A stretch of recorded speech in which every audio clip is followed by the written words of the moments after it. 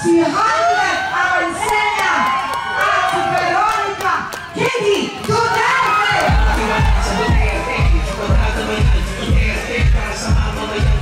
PDP laban! Duterte! Duterte! Duterte! Duterte! Magandang gabi ho sa inyong lahat. Kumusta ho kayo?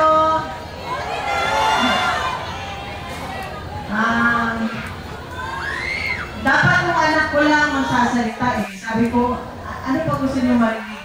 Gusto niyo marinig yung lahat ng sakit sa bibig.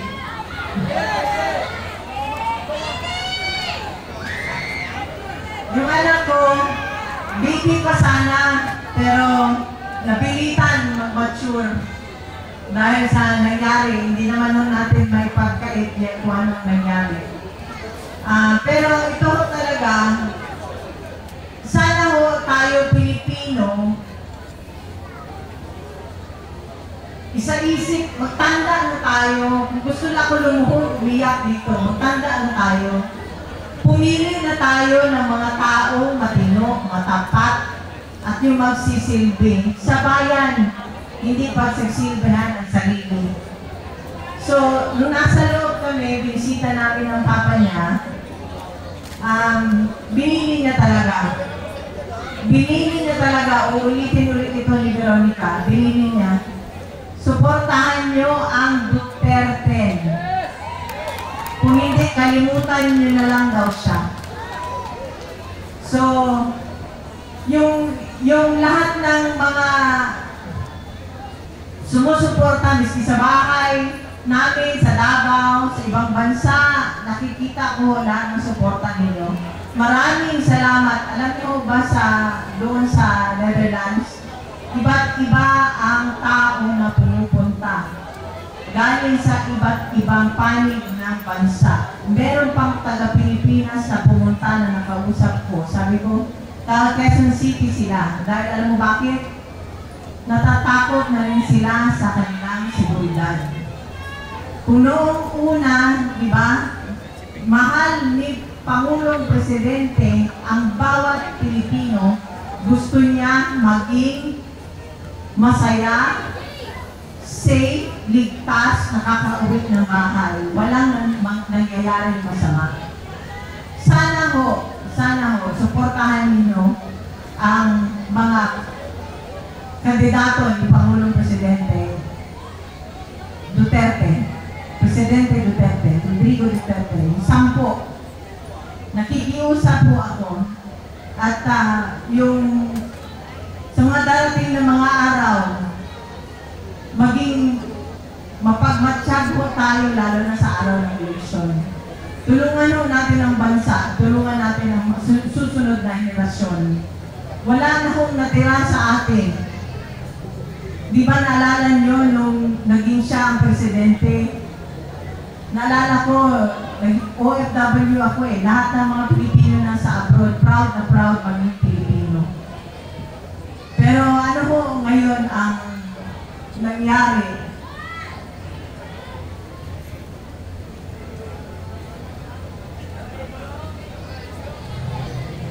Kung kayo ang nasa sitwasyon namin nung nandun kami sa Villamor, parang hanggang ngayon nananaginip pa rin ako. Parang hanggang ngayon hindi pa rin ako makapaniwala. Gusto ko humingi ng tulong, hindi ko alam kung saan. So kaya ngayon, nandito kami, nagsasalita, humingi kami ng tulong ninyo, suportahan nyo ang Duterte. Duterte! Duterte! Duterte! Duterte! Duterte!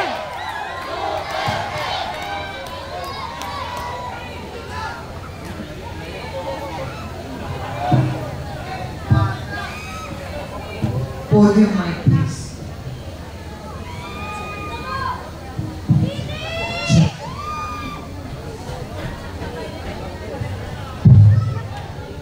Magandang gabi sa inyong lahat.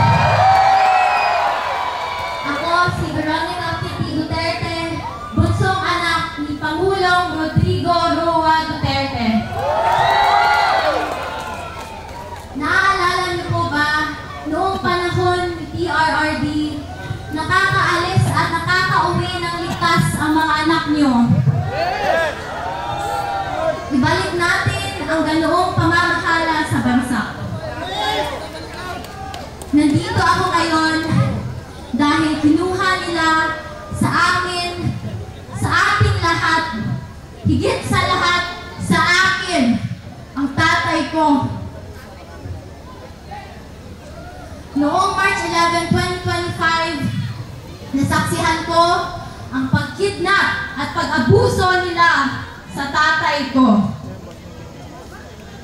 Imbis na krimen, korupsyon at kahirapan ang pagtuunan ng pansin ng pamahalaang ito, inuuna nila ang pagsira sa pamilya ko at sa lahat ng kalyado nito. Pumili tayo ng matino at matapat sa paglilingkod kasi kung hindi, kawawa tayong lahat at ang mga susunod na henerasyon.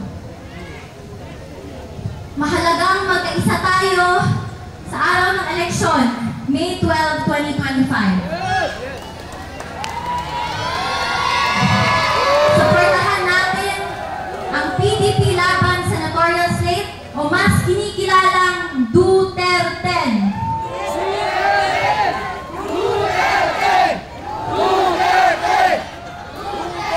Mag-vote straight tayo at mag-block vote tayo upang mahirapan silang mandaya.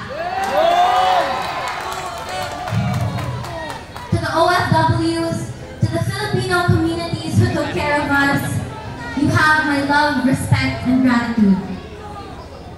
Sa katauhan nga nagpakita o walay undang nga paghigugma o pagsuporta, daghang salamat kay Joaquin ninyo biyahe.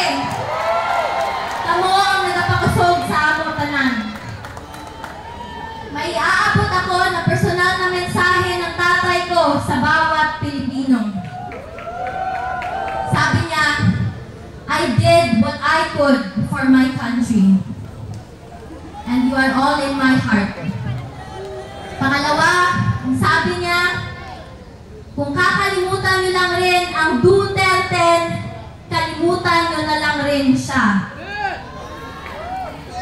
Mga kababayan, huwag nating kalimutan ang bilin ni Tatay Digong.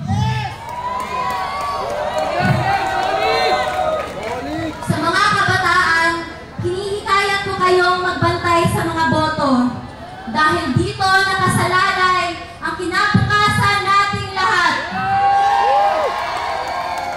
Maraming salamat po and God save the Philippines. Pilipinas, Duterte pa rin!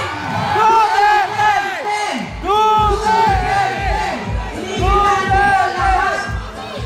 Ang Team Suntay, pinangungunahan ni Congressman Bong Suntay at ang kanyang pamangkin na si Migs Suntay, Attorney Migs Suntay at si Kiko Del Mundo, kasama ang Duterte candidates, Senator Rodante Marcoleta, Senator Raul Lambino, Senator Philip Salvador, and representing Senator Pastor Kibuloy, Attorney Bob Torreon, together with Senator J.B. Hinlo, Honeylet Avancenia, and Kitty Duterte.